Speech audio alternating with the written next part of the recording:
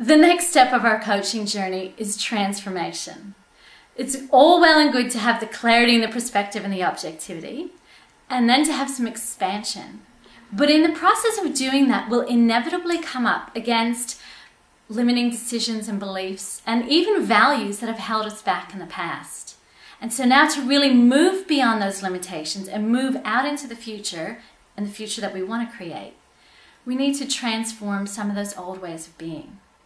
So in this transformation phase, we focus on identifying the limitations. And so sometimes simply naming them is the first step into moving it on. And then using the tools of neurolinguistic programming and neurological repatterning, quantum linguistics, Ericksonian hypnosis, and other wonderful techniques, we can transform those limiting decisions and let go of them and bring new, more empowering ways of being. So what does that look like, you might ask?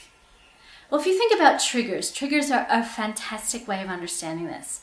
If you have a colleague at work or a spouse or a friend who does something that really gets under your skin, that irritates you, aggravates you, always leads you into some place where it's not so nice to be, that's what we would call a trigger. And we can literally change your internal response to that trigger through the tools of NLP and neuro-linguistic programming and neurological repatterning and the other tools I've mentioned.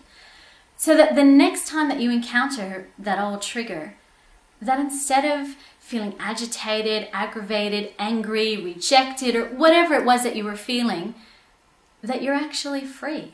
And that outside trigger now goes back to its rightful place of just being some external event, and that you now have the ability to move on in the future and feel the way that you want to feel.